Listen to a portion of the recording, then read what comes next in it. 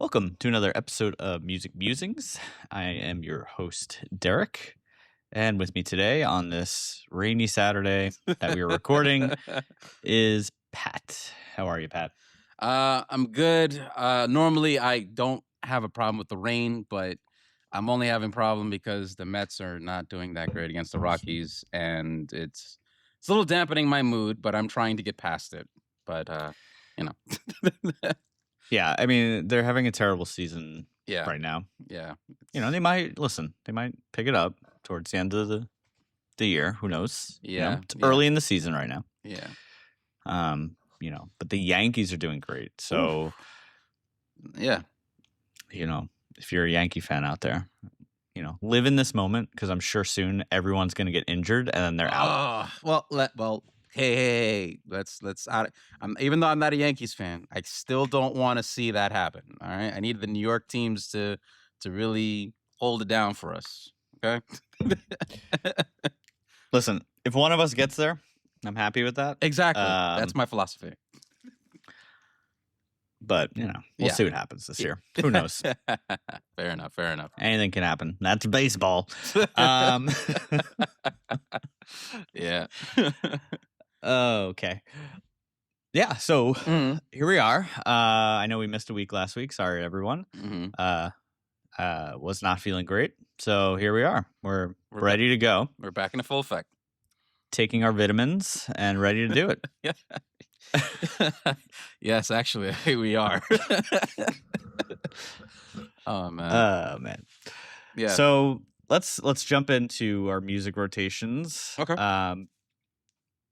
I have a few things on here. I don't know if I've mentioned these bands before, but who knows? Mm-hmm. So I'm gonna start with, as always, I think they've been on every week. Probably I've mentioned this. No surprise to any of our listeners who listen weekly. Is first artist for me is the 1975. And this was a live album from 2016 named DH00278. Interesting. They recorded at the O2 in the UK, and this was for one of their earlier records, actually their debut album. So they played through most of that, and then they played a couple of newer songs at the time, which came from their second album. So, but anything they play live, they sound amazing live. So I've kind of been on a kick with them, just listening to all their live albums. This was a fun one. So that was great. Yeah. You can't go wrong with the 1975. I've learned to just you can always bet on them. That's my perspective now. Yeah. And that's why I enjoy them. You just throw on anything and it's pretty good. Yeah. Yeah, you're right. I agree with that. Next track I've been listening to is called Gloss by a DJ named Daniel Allen. Oh. He's kind of new. He's a young guy. Recently played wow, just escaped my brain. Lollapalooza. Oh, okay. For the first time. That's a mess. All right, there we go. Way to go. Been jamming out to his song. So it's a good song. It's good for, I guess, working out. I've been listening to it while I go for a run. So if you want something high energy, high BPM, check out Gloss by Daniel Allen. Allen.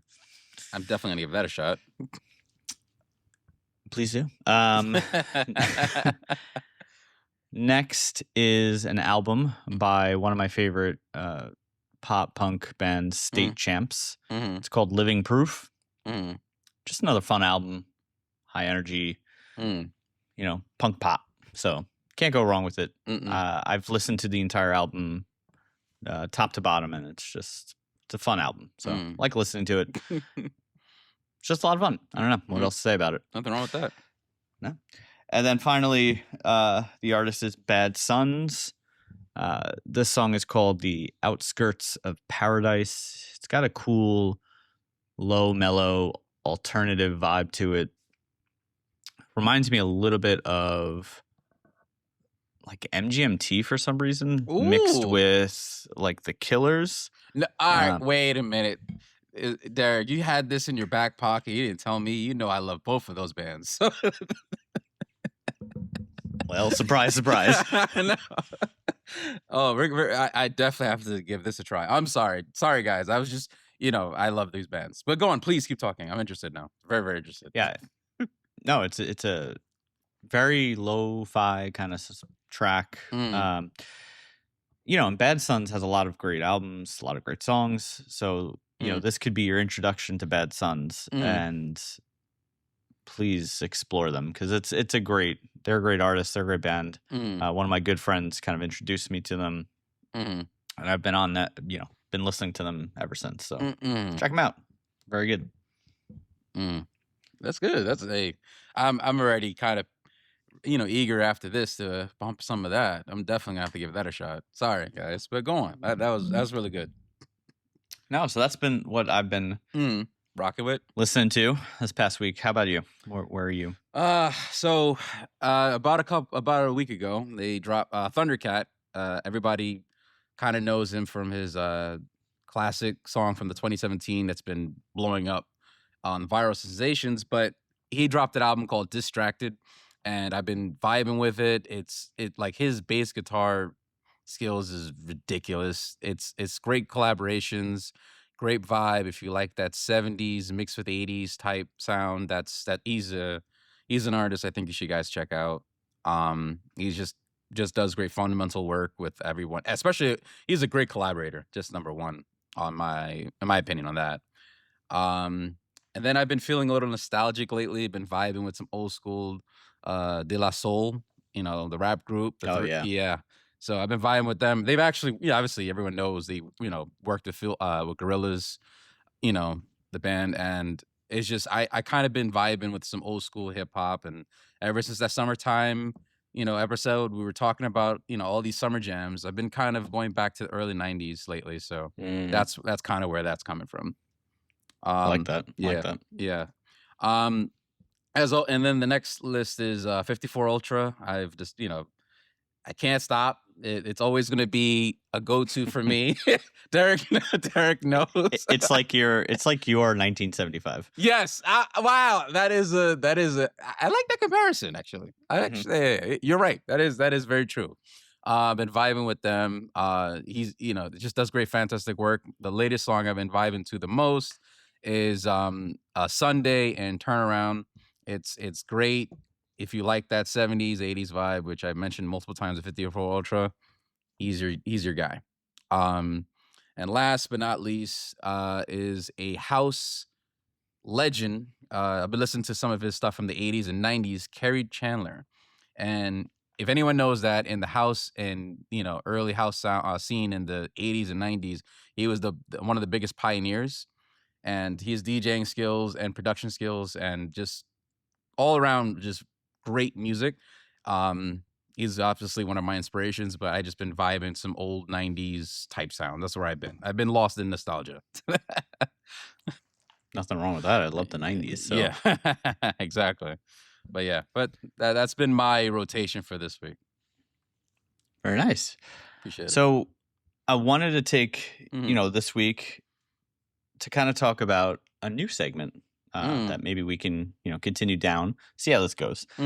But called This Week in Music History. And we kind of explore what has happened specifically in this week that we are currently in music history from the past. Okay. So looking at like different decades, what might have happened, any big influential moments in music history that have either shaped music, as we know it, or have somehow pushed the envelope further. So I'm going to take some time, talk about a few artists, some of their songs, some of their albums, and how it has affected the music industry.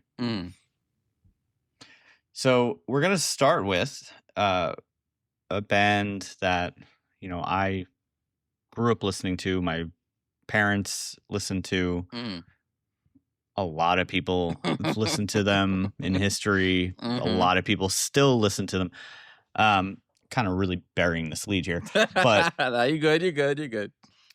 So we're going to start with the Beatles Take Over and the Beatles, which, of course, this all started around, in the 1960s. Now, we're talking about the Beatles, who everyone knows. You could Yep. pretty much talk to anybody around the globe. They know who the Beatles are. Mm-hmm. So they weren't just big. I mean, they were huge. Mm-hmm. But their impact that they've left on the music industry and just globally is unreal, because it's you can talk to kids today and they still know who the Beatles are. Right. Yeah, that is very true. You know, there's been movies made about them. There's been remastered albums, countless remakes of, you know, Beatles songs. Many artists have covered them. It's just, it goes on, and it's still happening to this day. Which is incredible, because you think about that, you know, I can't really name an artist that has that much staying power since then. I honestly, I can't think of any, and that's not to be like that's just how much impact they had and still have to this day. Yep. Yeah. I mean, and don't get me wrong, I mean, artists are very creative. A lot of artists have sampled some of their songs and put them into their own songs or albums or whatever. But it's all started from the Beatles, really. And we could do a whole podcast on the Beatles, but that's not what this episode's about. So I want to talk about, you know, this week specifically, what did they do, if we talked about this specific week in terms of dates from the 1960s? Yeah. Which is pretty impressive, because, you know, this week in music history marks a period where they were absolutely dominating the charts. And at one point, they held top 5 spots on the Billboard Hot 100, which the Billboard Hot 100 was a thing back then. It wasn't called that, but it was still there was a chart of the top music songs in that period, and they held 1 through 5 in that 1 week. Dang. Which is incredible, because listen, there's some modern artists who have held, you know, had 2 songs, maybe 3 songs. I think I've seen the most. Never seen an artist have 5 songs in the top 100. No. And not even the top 100. They're in the top 10. Yeah. So I've never seen an artist have that, which is incredible. So they're competing with themselves, basically, at this point. Yeah. It's like, you know, just who's our top competitor? Oh, it's us. It's just us. Yeah, it's just us. That is an amazing accolade, and I and like I said, to be such a global phenomenon as they were, and still are to this degree, in some degree, and to have such a dominance on the charts, like, just think about like all artists, bands, and musicians in the 60s, and that's still amazing. It's incredible. And the songs that were holding these top 5 spots were Can't Buy Me Love, Twist and Shout, She Loves You, I Want to Hold Your Hand, and Please Please Me. Which you can listen to any of those songs and they're still great songs. Yes, very much. Very much. And so it's, I mean, that's really insane when you really think about that. Like, no artist has ever done that besides them. I can't think of in recent memory. No, that's the sad part. Not sad, but it's like, it just explains just how much of a force of nature these guys were. And that's the thing, because it wasn't just, here's another artist, right? They were a cultural sensation, you know, because it was such a revolution in terms of the music wasn't coming from, you know, previous generations, and they were just kind of regurgitating the same music over and over again. This was the first time that it was like this generation's music. These young people, this was their music at the time, and they connected with it so deeply that it took over. A lot of the music at that time was just shaped by, you know, other generations, industry standards, and just safe sounds. And this is not going to be a video. So I was air quoting there. Um, Sorry, guys. I watched Derek as he did it, so my mind was like, I got the cue, but yeah, he's right.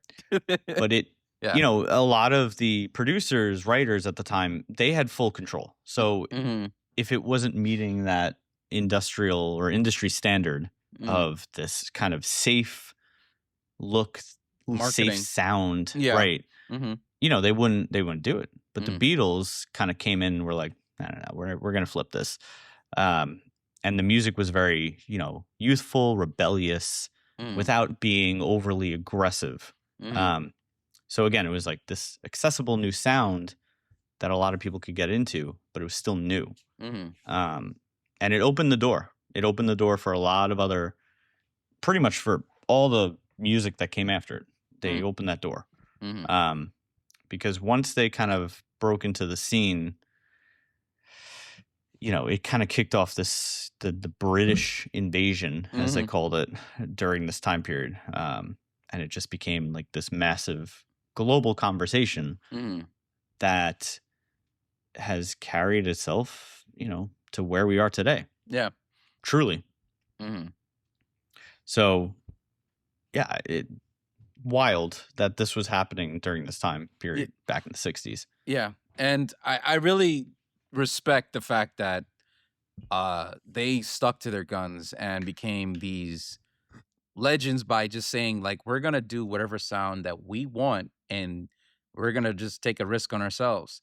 And it was probably the greatest gamble in probably music history, maybe. And maybe, as far as I can, you know, I'm just going to say that because and the crazy thing is because, right, when you sign to a record label, when you're signed to these, you know, you have A&Rs, you have all these people telling you this is the sound, this is what everyone's listening to, this is based off these stats, you must make a sound like this, you must make a single like that. And they were like, we're doing whatever we want and we're gonna see what happens. And yet but because they connected straight to the fans and connected straight to the people, they had a connection that you couldn't like separate, even to this day. You know, make of as a joke, it's just to prove how much the Beatles are so famous still to this day. We saw the movie Project Hail Mary, and there's a scene in the movie, I'm not going to say it, but there was, you know, they used a Beatles reference. See, Derek knows. Yeah.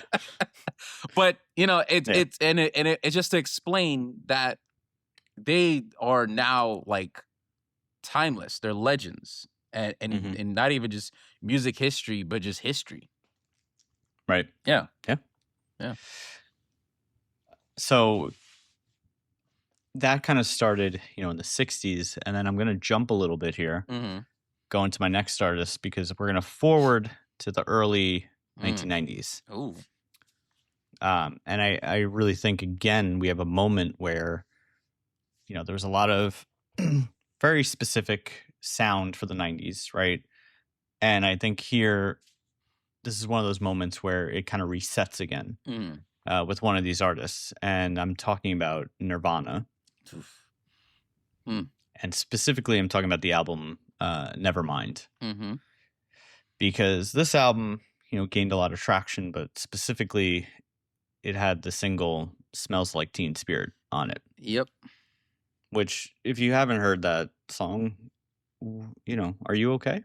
Like, where are you? No, what you should do, you should pause this, go listen to it, come back, and re-listen. I'm sorry. Just like the, you know, my favorite, you know, the song is so stuck in my head, just the way how the drums start with and the funny thing is, you know, well, you know, to talk about it, I think the drummer was saying that he was, you know, I think he was in an interview with Pharrell, and he said he said that my drum style, I was pulling stuff from Gap Band, and yet that start with the drums is literally just how I always think of that song. And then it just starts off one of the greatest, I don't know, I think like probably one of the greatest songs from the 90s rock-wise, in my opinion. Just yeah, I mean, yeah. David Grohl. Thank you. Yeah. You know, was, I mean, a phenomenal drummer, but also very creative in what he did. And, you know, started another great band, the Foo Fighters. Yep. You know, so he's his own creative genius in his own right. Right. But anyway, back to Nirvana. You're absolutely right. I mean, it had its own signature sound that was kind of fueled by, Dave's drum playing, but also Kurt Cobain's lyrics and his voice. Yeah. Right. So, and I think it changed because at that time, this period, we're in this weird period of like late 80s, early 90s. We're kind of dominated by this, in the rock world at least, glam metal, which was, big hair, huge guitar sounds, very, very polished production. And everything just felt big. Like it was just, you always, like if you listen to these albums, it sounds like you're at a concert constantly. Because everything just felt larger than life. And then, you have Nirvana show up with this album, and it's not polished. The album sounds kind of just raw, messy. There's a lot of guitar distortion. Like everything is distorted. Nothing sounds clean or as powerful as the glam rock is. And then, of course, there's angst, and there's a lot of imperfections in this album. And I think at that time, and still to this day, people connected with that because it felt real. Yeah. It didn't feel fake, overproduced. And I think that's important because Nirvana really touched, was listening to what their crowd wanted. I think a lot of people at the time were kind of sick of, or maybe not sick of, that's not the right word, but their palate was just kind of sterile because they're listening to the same thing constantly. So it's like, here's something new. And I think people really appreciated this real, authentic sound. And it just, it changed the industry. Like this album kind of just overnight, the industry kind of pivoted and it opened the door, similar like the Beatles. Yeah. Labels started to now sign alternative bands a lot more. That wasn't happening too much. And radio stations were playing it. Like nobody played alternative music on the radio at this time. That wasn't a thing. But they got on the radio. That's how popular they were. And glam metal at the time, slowly faded because it wasn't real. It wasn't authentic anymore. And I think a lot of people, especially the newer generation coming up, didn't want to listen to that. Yeah. And again, similar to the Beatles, this album was, released around the time of the current week we are in, but in the 90s. And it just showed how this one album overnight can just change the entire, mainstream music industry.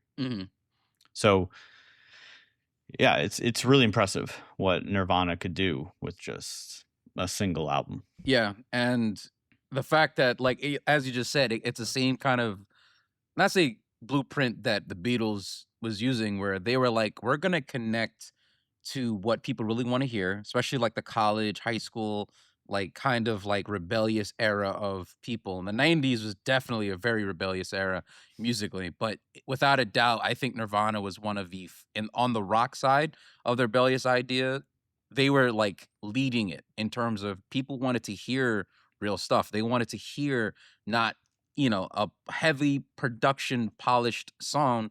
They wanted to hear like rawness. They wanted to hear emotions and feeling. And I think that is something that the industry always, and sometimes they do get it right, where the machine does produce something that the fans can definitely connect to. But when it's inauthentic, people can kind of tell. And I think that's where Nirvana shined, is like everyone knew that they were authentic from the start. Yeah, without a doubt. I mean, also, what he was talking about in his lyrics and the song, it like very, very heavy stuff. But so we're gonna switch again. We're gonna leave the 90s. Yeah, and we're gonna head into the 2000s. This is an interesting one because I remember this one. in like 7th or 8th grade. I'm not really sure Mm-hmm. how old I was, but this is 50 Cent Oof. and the Takeover in the early 2000s. Oh gosh. Oh boy. Please go ahead. Because this week, Yeah. like this week that we are in, currently lines up with like early in the 2000s when he was coming up. One of the most dominant debut albums in hip hop history. Yeah. Which was "Get Rich or Die Trying" by 50 Cent. Yeah. With the lead single "In the Club." Yeah. Yeah. That thing that nearly broke the radio. And yeah, but you're absolutely correct. I know. I'll give my 2 cents in a little bit, but trust me, you're speaking the gospel right now. But go on. No, because I remember. Yeah. You know, young Derek in Catholic school. I remember. Oh, shoot. I remember this album. It was everywhere. Like it was on radio.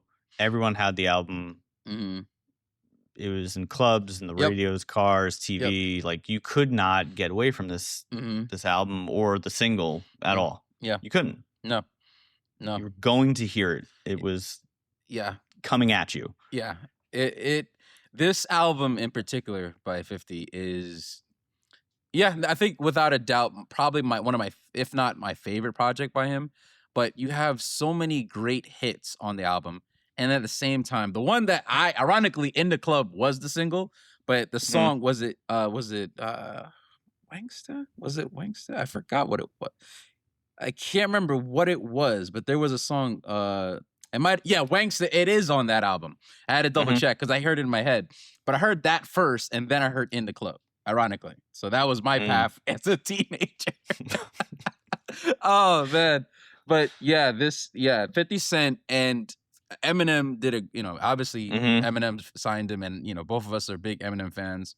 But for Eminem to recognize this guy's talent, and I think in history, and I think, and we could do a whole separate episode on the 2000s era as a competitive era, but Eminem knew that 50 Cent had a versatile skill set. And we'll obviously get into it, but yes, this album went triple platinum, and it was just it was perfect. I think it was a perfect debut album.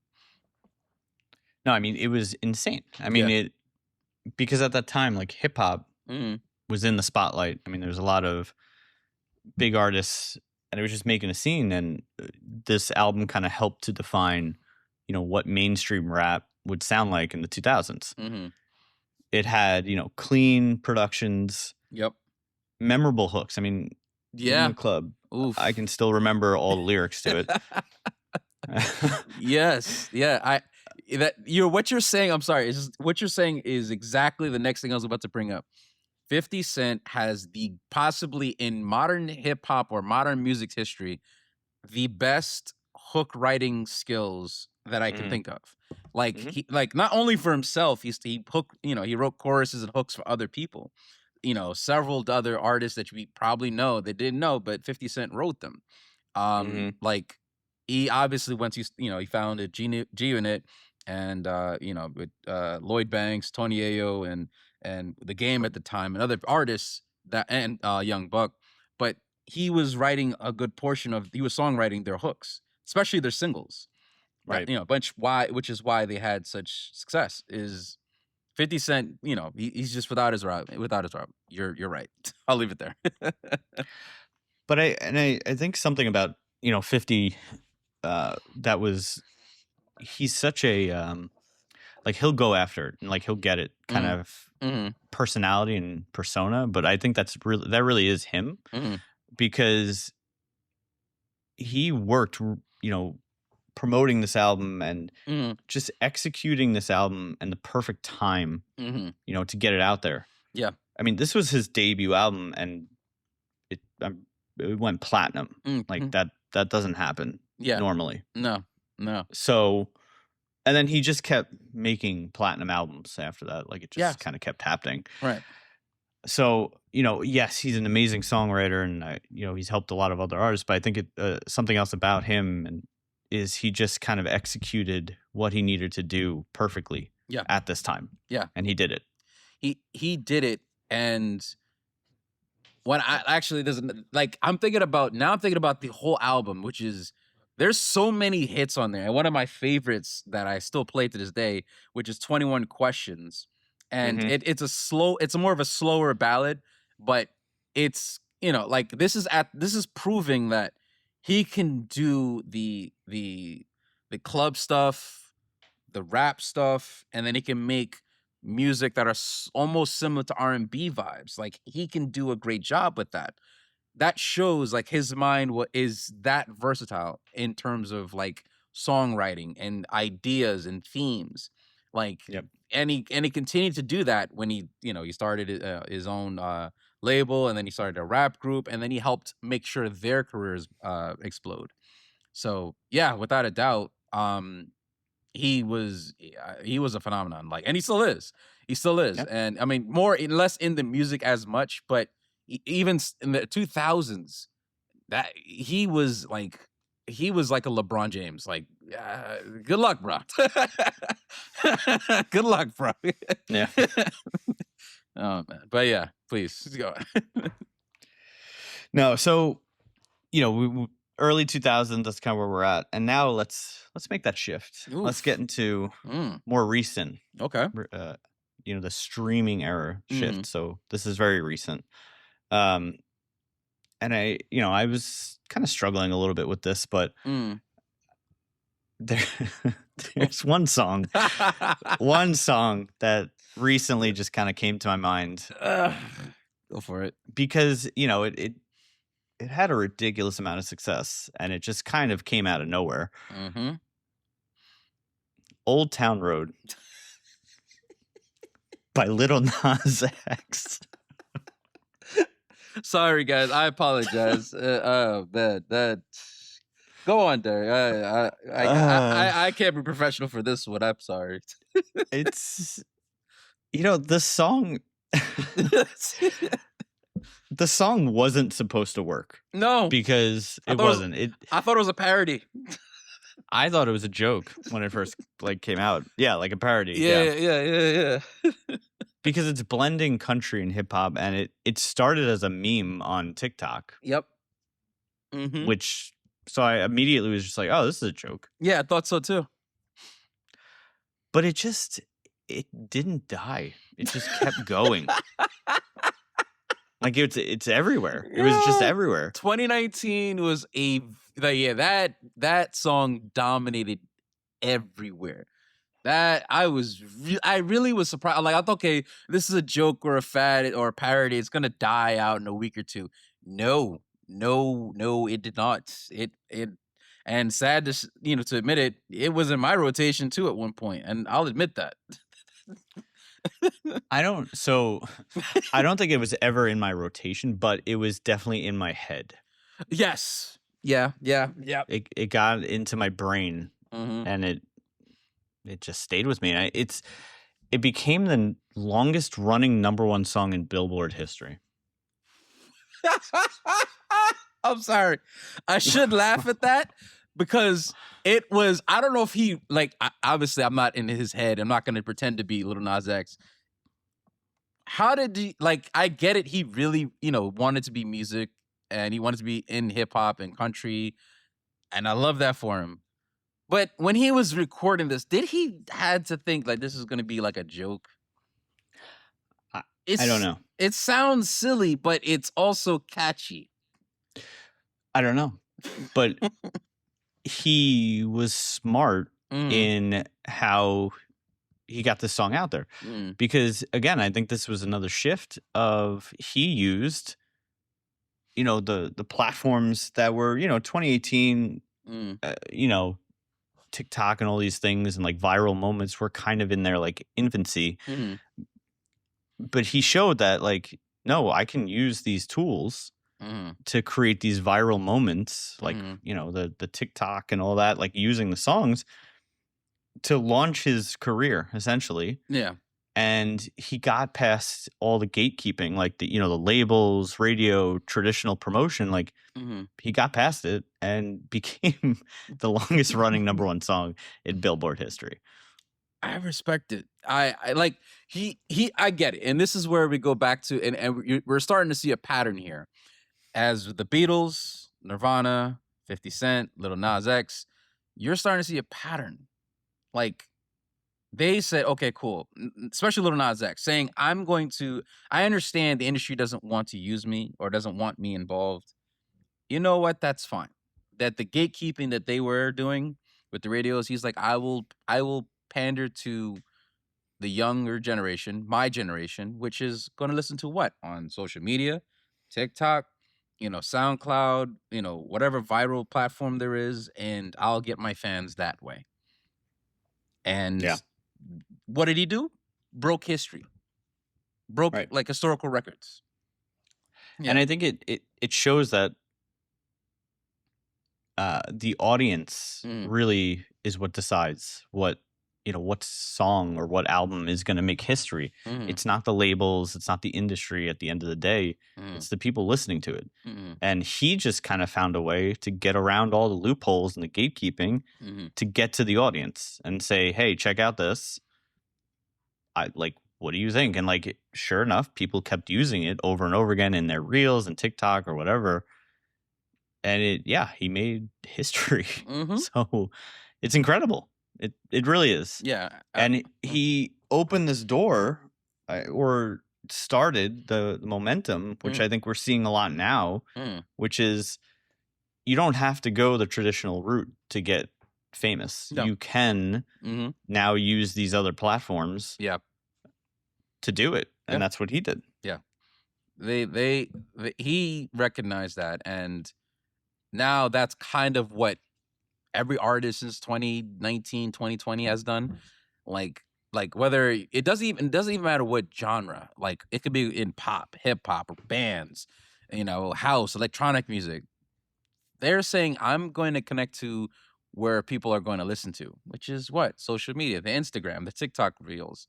They're going to do that because that's where the audience is. And all of a sudden, they're like, oh, I like this song. I'm going to click on the little bottom musical icon, and it'll connect me to the Apple Music Spotify version of it. And now it's in my library. Really? Well, I don't know if it'll do that. I don't know if it does, but I think in Instagram, when you click on it, let me double check. Here's old people finding out how to do stuff. Yeah, I don't think it shows you the icon, and then it shows you. Wait, what do? You click the button and what? Yeah, but but you can click on the music icon and it shows you the song title, and then that's how people find music. That's what I do. When I hear whatever reel and they're using an interesting song as a reference, I'm like, what's this? And then I click on it and it shows you the song title and the artist. Wow. Yeah. So then I toss that. I copy and paste, toss it in Spotify, and I just find it. So. I just learned something. Well, no way. That's how I get on my. So that's sometimes I hard as much as I don't want to admit this.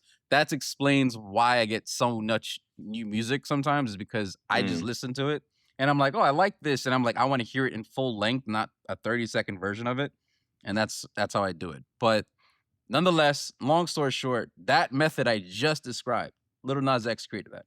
Or was the first pioneer, among the first pioneers to start it. Wow. Yeah. Shout out to him. Yeah. Well, I mean, let's kind of recap here as we close out. Yeah. I think you said it best, right? There's all these artists we've talked about: Beatles, Nirvana, 50 Cent, Lil Nas X. Yeah. There's definitely a pattern. Music kind of does whatever it wants, never moves in a straight line. You have these moments that I think we talked about that creates shocks, ripples in the industry, and it changes everything. And these moments usually stem from either a new sound, new attitude, a new way of reaching people. Sometimes all three. You never know. And these artists that are creating these moments, they're not just making hits, but they're truly kind of changing the direction of music itself. Yeah. And absolutely. I think that's a lot of what these artists we talked about today have done. Mm. So, we're going to continue to look out for that. Hopefully some artists, I don't know, does something new and shocking and see what happens from there. Yeah. Yeah, that'd be great. Yeah. So that's going to do it for this episode. But, if you enjoyed this format, please let us know, because we'd love to maybe turn this into a weekly series or a bi-weekly series, monthly series, who knows? And, talk about which of these moments do you think had the biggest impact? What should we cover next time? Maybe we do this. Shout us out. We have our website now. Message us on Instagram. Send a pigeon carrier. Please don't, because imagine you're just, drinking your morning tea or coffee, and then a pigeon just hits your window with a scroll attached to its ankle. I'm like, I don't know what to do with this. Do I let him in? Is he mine now? Do I keep him? Do I? How do I feed him? Like, do I just? It doesn't come in instructions. I'm sorry. I'm sorry, guys. You have to know that. Oh boy. Well, thank you for listening, and we will catch you next time. Take care, everyone. Thank you for listening to today's podcast. If you have an idea for an intro or an outro that we could play on our show, please send to musicmusingspodcast@gmail.com. If you have any questions, comments, or ideas, please email us at musicmusingspodcast@gmail.com.